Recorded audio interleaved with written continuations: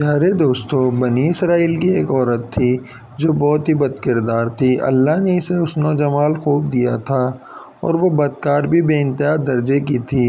پوری بستی کے ساتھ اس کے ناجائز تعلقات تھے۔ وہ اتنی مالدار ہو گئی تھی کہ اس نے ایک بہت بڑا محل بنوایا اور تخت بھی بنوایا جس پہ وہ روزانہ بن سنور کر بیٹھتی تھی، اور اس کے ساتھ غلط تعلقات رکھنے والے پورے شہر کے امرا آتے تھے۔ اس عورت کی زندگی ایسے ہی گزر رہی تھی کہ ایک مرتبہ کیا ہوا کہ وہ اپنے گھر کا دروازہ کھول کر تخت پر بیٹھی تھی کہ قریب کسی اور بستی کا نوجوان جو بہت ہی نیک اور عبادت گزار تھا، وہ ادھر سے گزرتے ہوئے وہ اچانک اس کی نظر اٹھی اور اس عورت پر جا پڑی، اور اس عورت کی ایسی تصویر اس کے دل میں چھپی کہ وہ آگے تو چلا گیا مگر اس کا دھیان ادھر ہی لگا رہا۔ وہ جہاں بھی بیٹھتا، مرکبہ میں، تسبیحات میں، ذکر میں، تلاوت میں، جب بھی بیٹھتا اس کا دل ہی نہیں لگتا تھا۔ اس نوجوان نے روزے بھی رکھے لیکن اس لڑکی کا خیال دل سے نہ نکلا۔ اس نے اپنے آپ کو بہت تکلیفیں پہنچائیں، کئی دن اپنے آپ کو بھوکا پیاسا رکھا مگر اس کا خیال دل سے نہ نکل پایا۔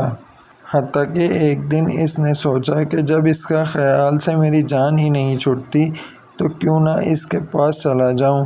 چنانچہ اس نوجوان کے پاس تھوڑا بہت سامان تھا، اس نے اس کو بیچا، اتنے پیسے تیار کیے جتنے سے بدکار عورت اپنے پاس لانے کی اجازت دیتی تھی۔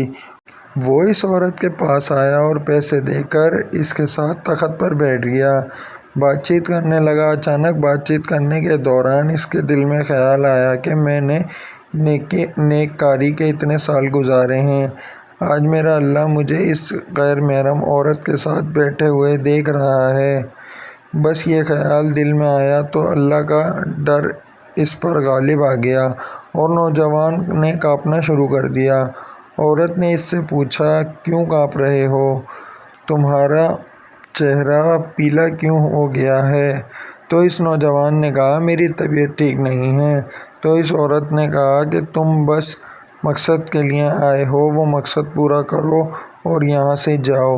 اس نوجوان نے کہا، نہیں۔ وہ عورت بہت حیران ہوئی کہ آج تک میں نے اپنی زندگی میں ایسا مرد نہیں دیکھا جو میرے قریب اس طرح تخت پر آ کر بیٹھے اور پھر بنا برائی کیے چلا جائے۔ تم کیسے نوجوان ہو؟ مگر اس نوجوان نے کہا، یہ جو پیسے آپ کے لیے لایا تھا یہ تم رکھ لو اور مجھے جانے دو۔ اس عورت نے کہا، تم کون ہو اور کیا ہو؟ اس نوجوان نے بتایا کہ میرا نام فلاں ہے اور میں فلاں بستی کا رہنے والا ہوں، اور میرے دل میں یہ خیال آ رہا ہے کہ میں نے اتنی عمر مصلی پر بیٹھ کر گزاری ہے، آج میرے اللہ نے مجھے تیرے ساتھ بیٹھے ہوئے بھی دیکھ رہا ہے۔ بس اس کے بعد اس نوجوان کی آنکھوں میں آنسو آ گئے اور دوبارہ سے چل پڑا۔ اس نوجوان کے جانے کے بعد جو تھوڑی دیر کے صحبت ساتھ بیٹھے اس عورت کو ملی تھی، اس کی برکت سے اس کے دل میں خیال آیا کہ یہ کنوارا نوجوان اللہ سے اتنا ڈرتا ہے جبکہ اس نے کوئی گناہ بھی نہیں کیا۔ میں تو سارا دن ساری رات گناہ کرتی ہوں، میں تو خدا سے ڈرتی بھی نہیں۔ اس کے دل میں شرمندگی پیدا ہوئی، کروں تو کیا کروں؟ دل میں خیال آیا کہ اچھا جاتی ہوں حضرت موسیٰ سے پوچھتی ہوں کہ میرے لیے بھی کوئی توبہ کی گنجائش ہے۔ وہ اپنے گھر سے نکل کھڑی ہوئی۔ اب اس کو بستی کا ایک بندہ پہچانتا تھا، وہ اتنے نامی گرامی چیز تھی۔ وہ چلی اور جا کر حضرت موسیٰ کو دیکھا تو وہ اس وقت بنی اسرائیل کے لوگوں کو نصیحت فرما رہے تھے۔ اس نے کسی آدمی کے ذریعے پیغام بھیجا کہ حضرت موسیٰ سے جا کر کہو میں ان سے ملنا چاہتی ہوں۔ اس خدا کے بندے نے سیدھے جا کر سب کے سامنے کہہ دیا، حضرت آپ سے فلاں عورت ملنے آئی ہے۔